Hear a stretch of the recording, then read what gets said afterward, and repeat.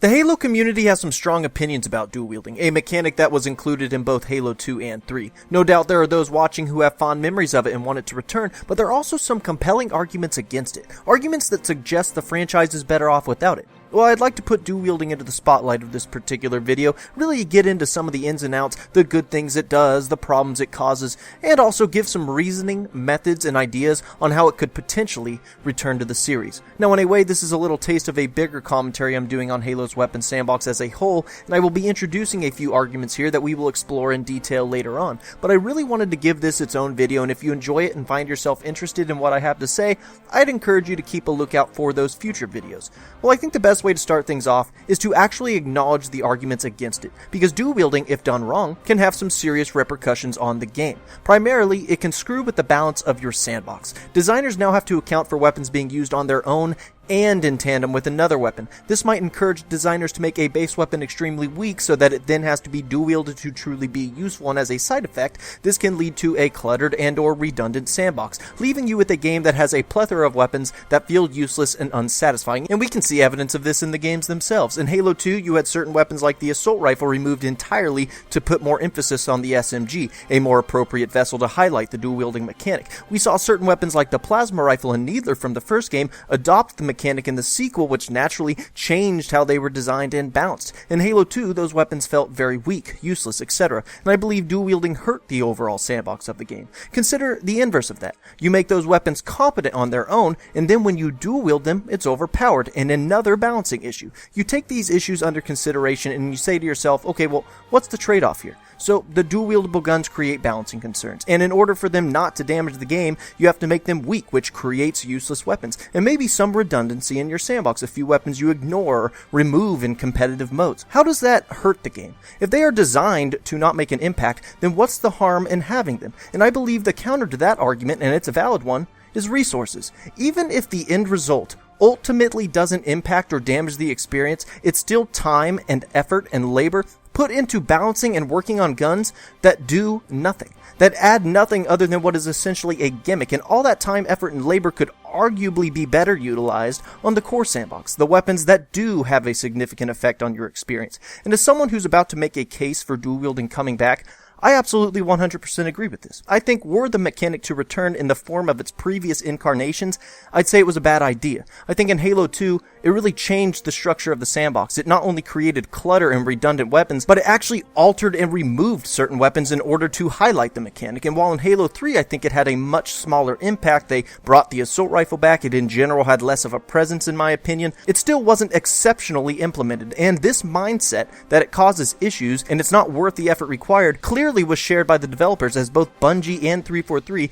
did not include it in their respective games after its final appearance in Halo 3. Well, I'm not so quick to give up on it. While fully acknowledging the complications it causes, I'd like to present my thoughts and reasoning for how I think it could not only return to the series, but do it in a way that's interesting, worthwhile, and that also addresses the issues concerning its implementation. And I think a great place to start is by addressing the balancing concerns surrounding it. I see a lot of people claim that it affects weapon design, that it has to be designed around it, adjust how your game is balanced in general, and really, this just isn't true, or at least it doesn't have to be. When you consider that dual wielding is attached to the weapon sandbox, and as I discussed in a few videos back, the weapon sandbox is something the developers control, a designer really hasn't hindered themselves at all by having it in the game. Because think about it, when conceptualizing a weapon, they have complete control over how that weapon will function from the start of the design process till the end. If they don't want that gun to be dual wieldable, guess what? They don't have to make it so. If they have a really cool idea for a weapon, there is nothing stopping them from making it functionally exactly as they'd like, and then give it an appropriate aesthetic. And so, I'd like to give an example.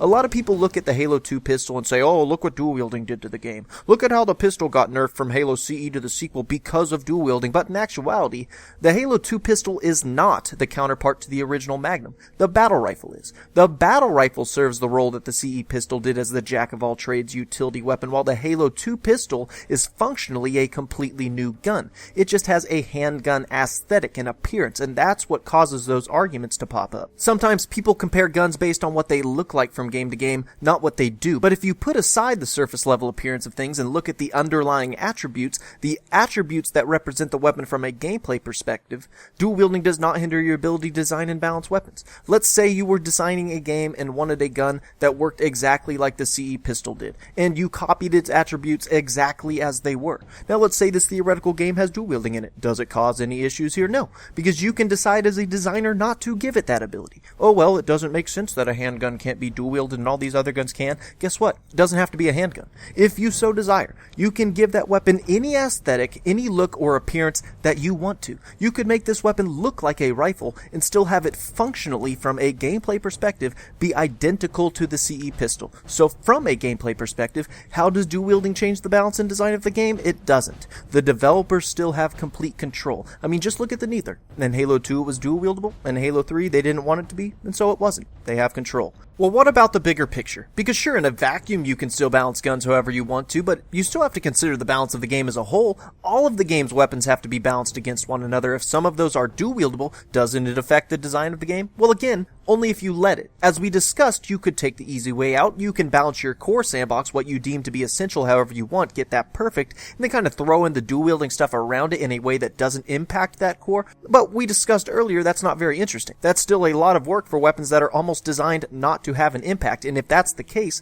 I don't think it's worth it. So to make dual wielding interesting and worthwhile and still fit with the balance of the game, it's going to require us to rethink the concept a little bit. Right now, I think it's viewed as an obstacle, something that needs to be designed around, when really from a design standpoint, it needs to be viewed as an option. It needs to be treated as a utility or tool for balancing, not as a hindrance, as a shift in perspective. If you go in thinking it's going to cause problems, then it probably will. But if you go in and you consider it just another part of your toolbox when it comes to designing weapons, then it could only ever be an asset to you. But now it begs the question, when would a designer ever want to use it? For all of the reasons we started this video off listing, why would a designer want to deal with all that? And admittedly, with the current mindset that 343 has about balancing and a lot of fans have about balancing, you wouldn't want it. And guess what? They don't have it, because a large portion of the Halo community, and clearly the studio itself, equates a weapon's usefulness almost entirely to how effective it is at killing you. And I believe this is a very limited way of viewing a game's sandbox. There is potentially so much more to a sandbox's design than just how good weapons are at killing people. Without going off on too much of a tangent, just because a game's weapons have relatively similar kill times doesn't make it necessarily balanced or good or interesting. And if that doesn't make sense to you, again, I'm going to devote a massive video to explaining it later. But to keep things concise for now, I'm going to introduce the topic of weapon utility. Now, I didn't invent this concept, alright? I know plenty of people are already familiar with what I'm talking about, but essentially, when a weapon has a utility, it has a special function, per se. I'll give you a quick example. In Halo Combat Evolved, the plasma rifle was a fully automatic weapon, and while it was decent, it certainly wasn't the most powerful weapon in the game. But it had a unique functionality or utility, where if you landed multiple shots on your target, it would actually stun them, slow their movement capabilities, making it easier to remain on target, or potentially slowing down a player trying to run away or capture the flag. It had a use beyond just its damage output. This functionality was lost in later games. Another example is the plasma pistol. On its own, a very weak gun, but it has a special function. You can charge it and it fires a homing attack that takes down shields, which opens the door for a melee kill, or for you to switch to a precision weapon for the noob combo. And it even had additional functionality in that it could EMP vehicles. So it's a gun that was undoubtedly useful, had tons of interesting options and choices despite it by itself being relatively ineffective at getting kills. It's a gun almost entirely defined by its utility. There are so many possibilities here when it comes to creating a compelling sandbox, and it's something we'll talk about at a later date. But staying on topic, how does this relate to dual wielding? Well, as we've discussed, dual wielding causes issues when balancing weapons. And when you have that mindset where a weapon's damage is the most important thing, then this is doubly so a problem. You either make it A, too weak by itself, or B, strong on its own, risking it being broken when dual wielded. Now, also keep in mind, a designer can manipulate the attributes of a gun based on whether it is or isn't being dual wielded, okay? So you don't necessarily double your power, and that's what they've done in the past, but regardless, it still causes issues, either by being useless, or by being too strong, or by being all around not very satisfying at all. But that's, again, only when you think of it with a damage-first mindset. There's so much more to a sandbox than that.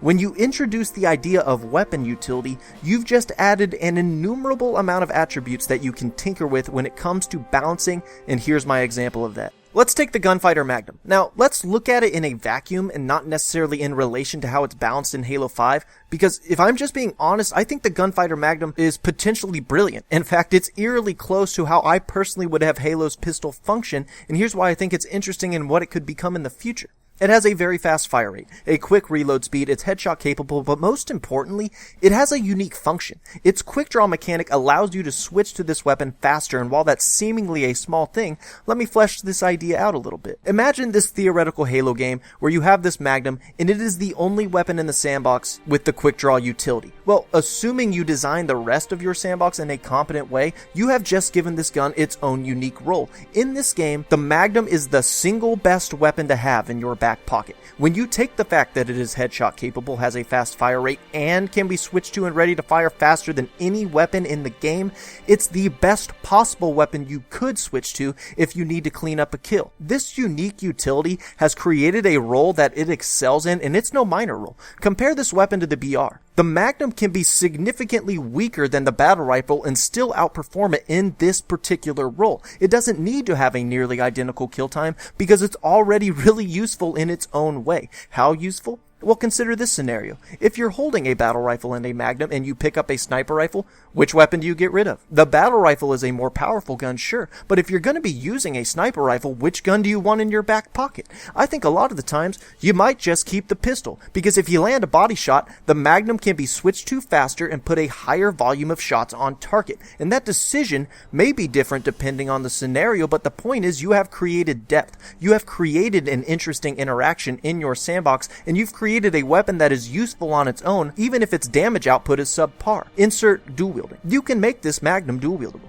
You can combo it with other guns to make it more powerful, and that's alright because as established, it didn't do an insane amount of damage, it's okay to make it more powerful. But here's the kicker, folks, think about it. We just discussed how this weapon is useful because of its utility, a special function that makes it valuable when it is stashed away in your back pocket. But if you are dual-wielding, then it isn't in your back pocket, is it? So what you've done as a designer is you've just created a trade-off. You've balanced your gun in a really interesting way, because if you as a player choose to dual wield in order to boost its power, then you lose its utility. You lose what initially made the weapon so useful to begin with in order to boost its strength or to create a potential combo with another weapon. You've balanced a weapon against its utility. You incorporated that into the equation to create a piece of the sandbox that's intelligently and intricately designed, because in this theoretical Halo game, there's more to a weapon than just how much damage it does. I mean, really break it down. You've got a gun that is absolutely useful on its own, that creates interesting decisions for players to make, that creates a unique role for players to discover, learn, and utilize, and then,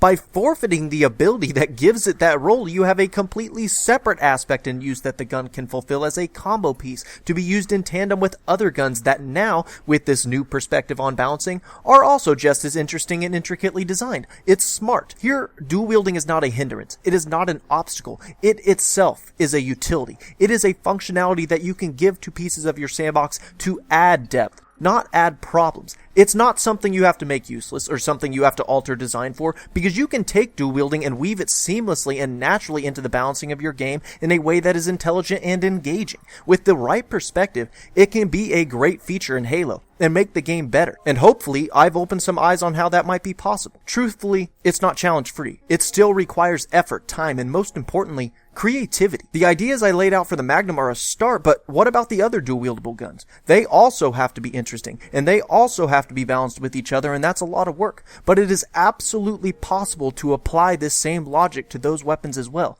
I won't go into as much detail here, and these are strictly examples and are not fleshed out, but you take the Spiker for instance. You give it a unique melee trait, maybe a slightly longer lunge range, a tad bit more damage, or a faster melee recharge rate, and you have a weapon with a unique functionality. When it's dual-wielded, well, you have to drop your gun to melee, so it's a trade-off. Maybe the plasma rifle can have its stun capability from CE, and remember, because you can balance weapons independently, maybe it loses its stun when used with another weapon. These are just ideas, just hints at the types of things that might be considered when you're a designer brainstorming the way your sandbox works. But Halo desperately needs some imagination, and not just when it comes to a potential dual-wielding mechanic, it needs it in every aspect of the game. I don't think this mechanic is priority number one. I don't think it's essential, and I'm not going to be upset if future games don't have it. But you can't deny that it's a feature many Halo fans have strong feelings for. And this is a way of implementing it in a manner that is interesting and I'd argue still not overly risky. Because even if you tried to make the dual weapons good and it didn't pan out, the core sandbox is still there for competitive play, and they still benefit the other aspects of the game. Dual wielding is still a power fantasy. It's still fun for a lot of people, whether it's mowing down Coven in the campaign with SMGs, dual wielding pistols in Infection, playing modes like team duels that can only exist because of the mechanic, or even just being that guy who picks up 2 plasma pistols, doesn't even charge them, just spams the shit out of them praying for kills, and it may not work out for that dude, but people like the mechanic and find it worthwhile even when it sucks and is implemented poorly. So consider what it could potentially do if it was implemented in a way that was actually worthwhile, like the way we spent this video discussing. There is so much more to explore where these ideas are concerned. Dual wielding isn't even the most interesting application for the concepts that were introduced here, and it's just a fraction of Halo's sandbox as a whole. But at the very least, I hope it served as a good introduction. And even if we never see dual wielding again, I at least hope this video inspired you to look at things a little differently and imagine some possibilities you never considered before. Because if we could take a useless mechanic like dual wielding and make it compelling, maybe even make it worth putting in a future game, what else could we do? Till next time.